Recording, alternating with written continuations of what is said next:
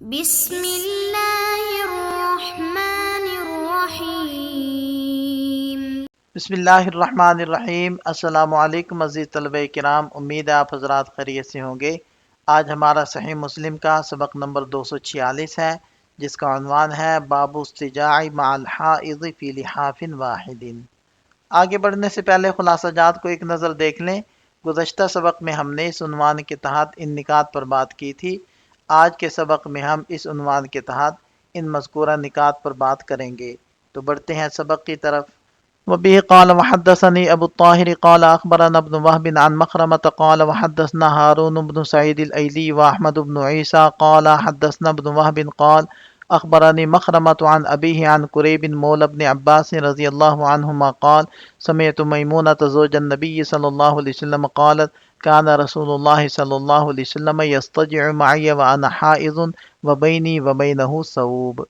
حضرت ام المؤمنین میمونہ رضی اللہ عنہا سے مروی ہے، فرماتی ہیں کہ نبی پاک صلی اللہ علیہ وسلم میرے ساتھ لیٹا کرتے تھے حالانکہ میں حیض میں ہوتی تھی، اور میرے اور آپ علیہ السلام کے درمیان کپڑا ہوتا تھا۔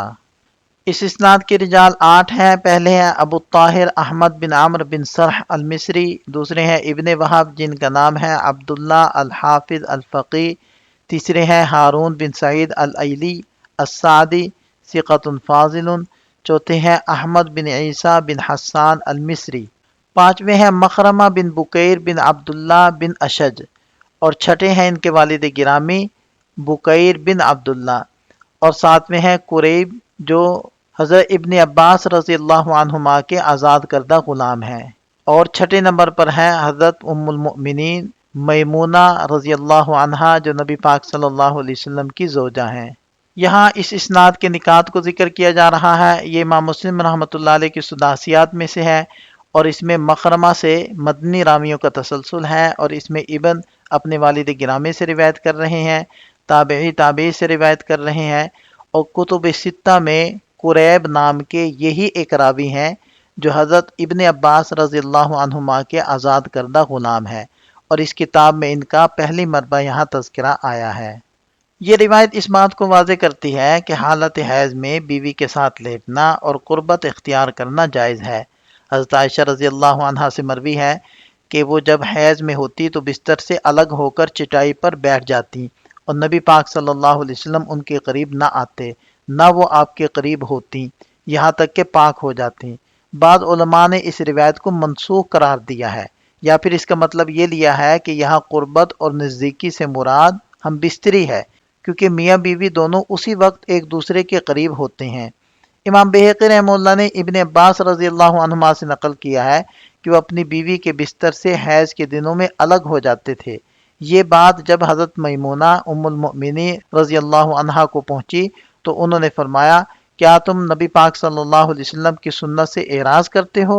اللہ کی قسم آپ علیہ السلام اپنی بیویوں کے ساتھ اس حالت میں بھی لیٹتے تھے، اور ان کے درمیان صرف اتنا فاصلہ ہوتا تھا جو گھٹنے سے نیچے تک ہوتا ہے، یعنی صرف اس کپڑے کا فاصلہ ہوتا تھا جو گھٹنوں سے لے کر ناف تک باندھ لیا جاتا تھا۔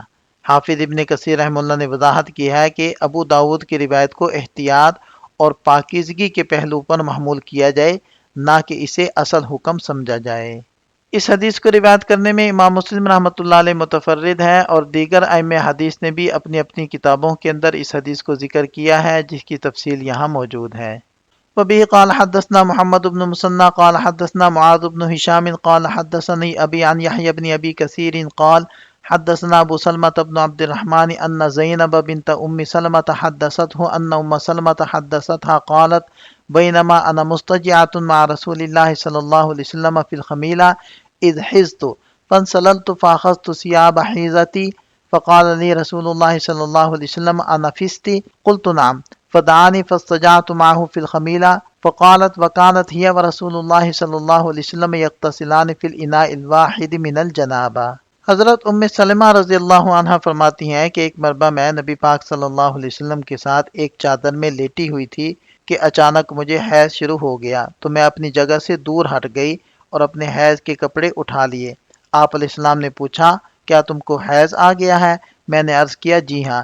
آپ علیہ السلام نے مجھے بلایا اور میں آپ علیہ السلام کے ساتھ چادر میں لیٹی اور حضرت ام سلمہ نے فرمایا کہ وہ اور آپ علیہ السلام جنابت کا غسل ایک ہی برتن سے کرتے تھے۔ اس اسناد کی رجال 7 ہیں۔ پہلے ہے محمد ابن مثنی ابو موسیٰ العنزی ثقۃ حافظ، دوسرے ہیں معاذ بن ہشام الدستوائی، تیسرے ہیں ان کے والد گرامی ہشام بن ابی عبداللہ ثقۃ ثبت، چوتھے ہیں یحییٰ بن ابی کثیر الطائی ثقۃ ثبت، پانچویں نمبر پر ہے ابو سلمہ بن عبد الرحمن بن عوف ثقۃ ثبت، چھٹے نمبر پر ہے زینب بنت ام سلمہ، اور ساتویں نمبر پر ہے حضرت ام سلمہ جن کا نام تھا ہند بنت ابی امیہ حذیفہ ام المؤمنین رضی اللہ عنہا، 62 ہجری کے اندر ان کی وفات ہوئی۔ فی خمیلۃ، اس روایت میں خمیلہ کا ذکر آیا ہے، بعض روایات میں اسے خمیسہ بھی کہا گیا ہے، دونوں کا معنی ایک ہی ہے، یعنی ایک سیاہ کپڑا یا چادر جس کے کناروں پر جھالر یا ریشمی دھاگے لگے ہوئے ہوں۔ فنسلل تو اس کا مطلب ہے آہستہ اور چھپ کر نکل جانا۔ بعض روایات میں ہے کہ یہ اس کپڑے سے باہر نکل آئیں۔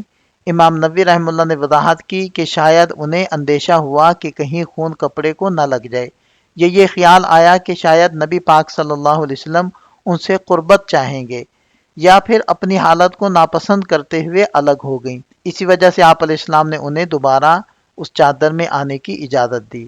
یہ حدیث متفق علیہ ہے، اور دیگر ائمہ حدیث نے بھی اپنی اپنی کتابوں کے اندر اس حدیث کو ذکر کیا ہے، جس کی تفصیلات یہاں موجود ہیں۔ یہاں ان احادیث کے فوائد کو ذکر کیا جا رہا ہے۔ ایک فائدہ یہ معلوم ہوتا ہے کہ حیض کی حالت میں بیوی کے ساتھ ایک ہی بستر اور ایک ہی لحاف میں لیٹنا جائز ہے، اس سے ازدواجی تعلقات میں محبت اور قربت کا پہلو برقرار رہتا ہے۔